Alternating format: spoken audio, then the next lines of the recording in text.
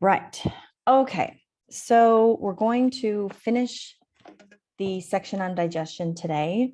The last thing that we ended up, or the last place we ended up was in the stomach, where we have 3 layers of muscles. We've got longitudinal layers, circular layers, and oblique layers, which all work together to twist and turn the stomach to act as a mechanical digestion, kind of like a cement mixer, if you know those, like the big things, the big trucks, and they've got that barrel on the back and it turns. And so I guess kind of a similar-ish kind of way, although your stomach doesn't obviously physically rotate, but it's just a way of kind of churning the food and physically breaking it up, mixing it with the digestive juices, the gastric juice, which is made of hydrochloric acid and the inactive protein called pepsinogen, which as soon as it hits the acidic I did it again, the acidic environment of the stomach, it is converted into the active enzyme called pepsin, and pepsin starts to break down large polypeptides or proteins into smaller polypeptides. Now, the entrance and exits of your digestive organs are controlled, or maybe not controlled, but the flow of food, that's a better way to put it. The flow of food through your digestive system is controlled by sphincters. Now, a sphincter is just a circular muscle. Yes, your anus is a sphincter. You've got a cardiac sphincter. Again, cardiac meaning heart. The reason why it's called the cardiac sphincter is because right at the base of the esophagus, right before the food enters the stomach, the esophagus is closed off by a circular muscle called the cardiac sphincter. And this is the cardiac sphincter when it's open. Now, after food enters the stomach, the cardiac sphincter is going to close like this to prevent food from going back up into the esophagus. So imagine like if you have a bag that you put things into and you're going to like start physically mixing the things in the bag, but you don't close the top. It's every time you squeeze, it's going to like squirt out the top of your bag. So that's what the cardiac sphincter is for, to prevent backflow of food. Food remains in your stomach for anywhere between 3 to 4 hours. Again, it's going to depend kind of mostly on what you eat and how much that you eat, but in general, 3 to 4 hours is about as long as food lasts in your stomach. The muscle contractions from those 3 layers are going to mix all of the contents of your stomach together. It's going to break up the food particles and mix it with your gastric fluid. This forms a mixture called chyme. Chyme is a paste-like substance that contains various nutrients. So if you break down what's in chyme, we have proteins, we have carbohydrates, and we have fats, along with vitamins and minerals, of course. But we also have partially digested carbohydrates. So we do have some maltose, because remember, salivary amylase in your mouth started to break down the complex carbohydrates into the disaccharide called maltose. And you also have some polypeptide chains as well as large proteins, because you've got the pepsin that starts to break down the proteins. So you've got fats, sugars, you still have starches, you've got vitamins, minerals, you have peptides and proteins. This it's important to understand that you don't have any glucose at this point or amino acids at this point. So glucose is the product of the fully broken down digestion of, or not the fully broken down, the full digestion of carbohydrates results in glucose. The full digestion of proteins results in amino acids. We're not there yet. Okay. So a lot of times when we're growing up as kids, we think that all of your food is digested in the stomach, but it's actually completely inaccurate. I'm not really sure why we teach kids, or maybe they're not taught that way anymore. And it's just assumed by kids. I don't know where that idea comes from, that everything happens in the stomach, but the majority of the actual chemical digestion occurs in the small intestine, which is the main point of today. Now, peristalsis, of course, is that the combination and the coordination of the longitudinal and circular muscles that are in your esophagus and all of your intestines. They're what basically keep food moving through. And they are all smooth muscle, just to kind of tie that back into the chapter on musculature and muscles. Smooth muscle is involuntary. you don't have to think about it. So this happens automatically. There's parts of your brain that control that muscle movement without you having to think about it, like consciously.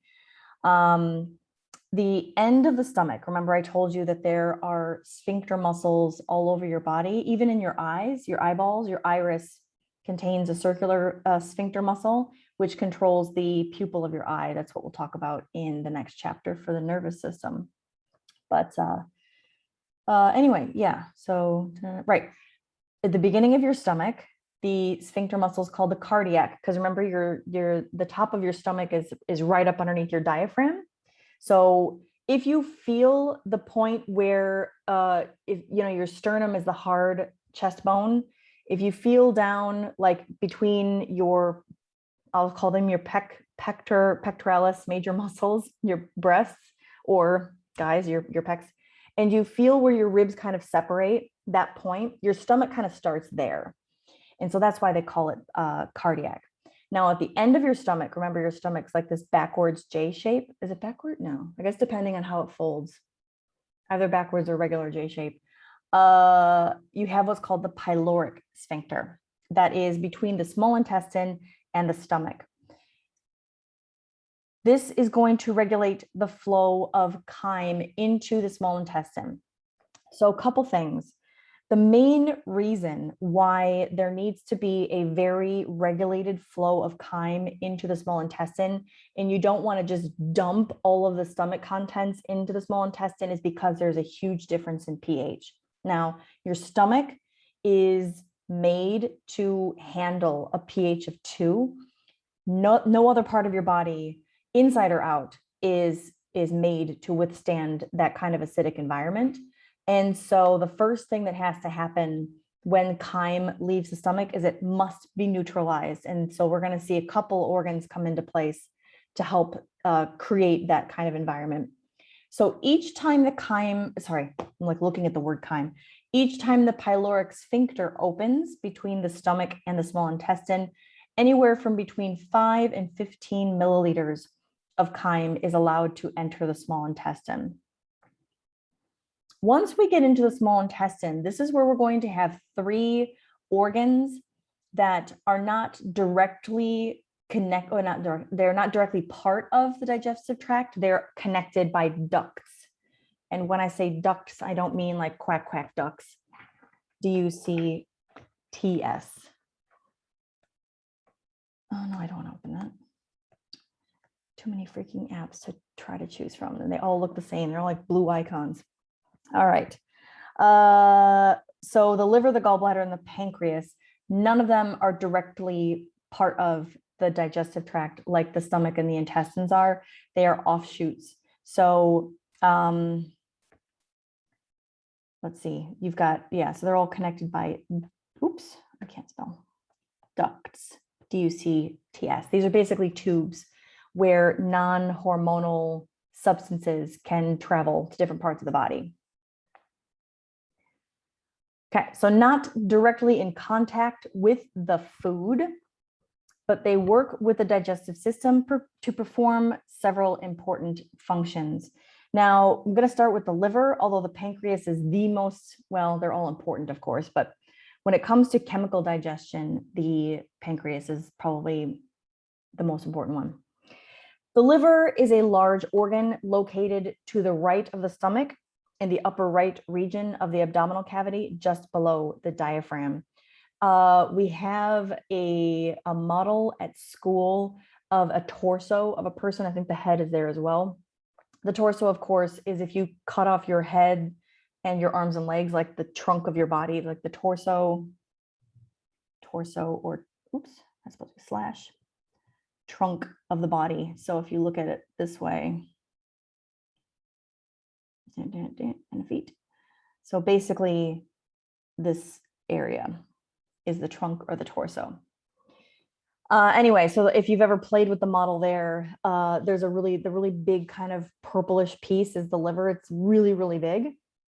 And if you were to do a dissection of a cadaver, like a dead body in medical school, and you cut them open and you get through the membranes, the first thing that you'll probably see in the abdominal area is the liver, the first organ, because it's really big and it covers a lot of other stuff. Yeah, there you go. So that's what I say. It's on the right-hand side. Of course, you have to look at it from your perspective. Like we look at it and it looks like it's on the left, but it's actually from your perspective on the right-hand side. The liver does a lot of things. It stores glycogen. That's one of the things that I talked about in grade 10. For all of the excess glucose that's in your bloodstream that does not get used immediately for energy, it is stored in one of two places. It is stored in a small amount in your muscle cells in case you need to use your fight or flight response. If there's some kind of like shocking or aggressive stimulus, like you hear a car horn honk, or somebody's threatening to beat you up or whatever, you need that little bit of extra energy for your muscles, but most of it goes to your liver and it's stored as glycogen. Your liver also breaks down toxic substances. Any toxic substance that you put into your body, whether it's voluntarily, like through alcohol, or you accidentally eat poisoned food for some reason, like if somebody's trying to kill you and they're poisoning your food, or just contaminated food. Your liver is what pulls out all of that contamination. Now, the thing about the liver is that it doesn't clean itself, meaning like your kidneys also help to filter your blood, but all of the waste that's filtered from your blood by the kidneys, it goes into your urine, and obviously you urinate it out of the body. The toxic substances that are removed from your blood by the liver, they stay in the liver. And that's why your liver is really important, besides the fact that it also produces bile, which helps break down fats. But it never really, it's not like it doesn't detox itself. And I also, since I mentioned the word detox, I also want to debunk anything that says it's good for detox, whether it's like a tea, a pill, powder, special diet, whatever. There's no such thing as something that you put into your body to detox your body, because that's what your liver is for. That's like, we all have a liver and that's what it's there for. There's nothing that you do that will like help extra detoxification. Now, when it comes to digestion, the main function of the liver is that it secretes a substance called bile. Now, bile is a yellowish fluid which breaks down fat into small droplets. It's kind of really similar to the way dish soap works.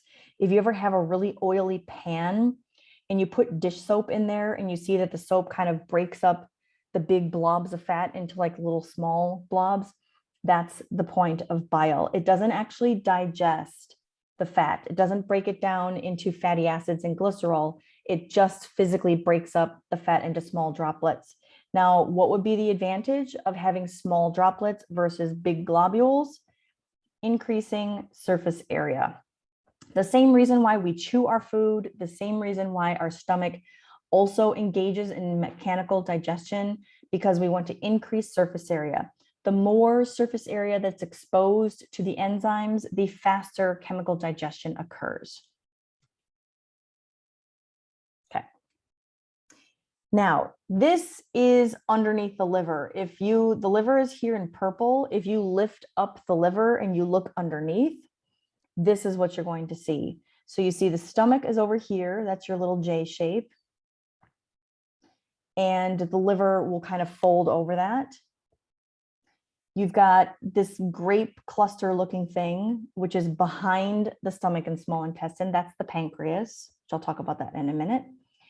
And then you also have a third organ called the gallbladder, which is really tucked in up underneath the liver. And that is because the bile that is made by the liver doesn't immediately get released into the small intestine. It actually travels down the right and left hepatic bile ducts, which, you say terms like that, you sound super doctory. Obviously, right and left, we know what those mean. Again, looking at it from an outsider's perspective, a third person perspective, it looks like right and left are opposite, but picture yourself as the person behind the screen. And hepatic just means liver. Anything hepa, when we say like hepatitis, the disease hepatitis that affects the liver, that's why it's a HEPA. And what did I say about itis?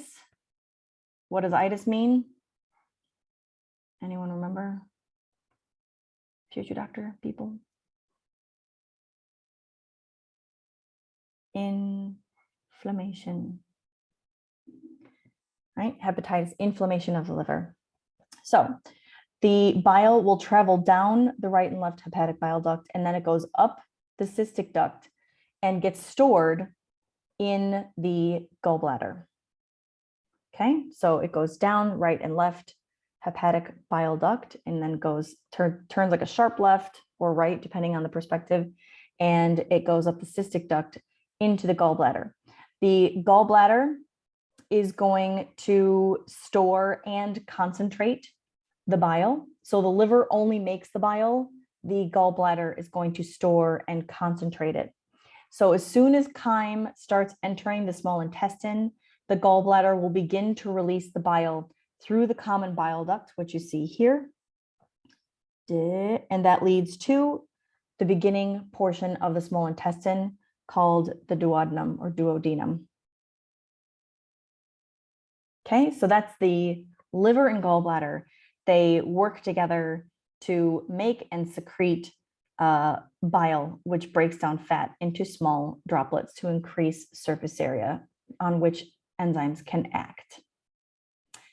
And finally, we get the pancreas. This is behind the stomach against the back wall of your abdominal cavity.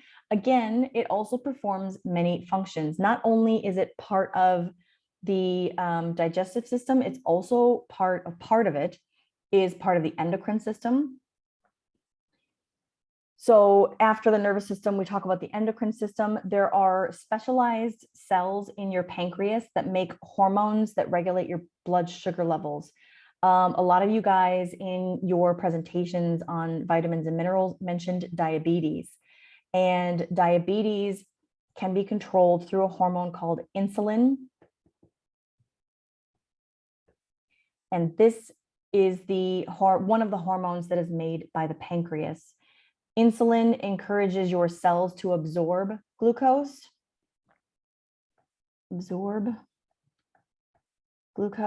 So when you eat, the pancreatic cells that specialize as an endocrine gland, they start to release insulin, and that triggers your cells like, oh, okay, so we just ate and glucose is being released into the bloodstream. And so insulin tells your cells to start absorbing glucose. It also makes another hormone called glucagon. Oof, I'm trying out this new pencil cover and parts of it are like, oh, did that break through already? Oh yeah, it did. Oh, that's crappy. Glucagon. All right, I'm just gonna take that off. Glucagon. And glucagon has the opposite effect of insulin. It tells your cells to release glucose.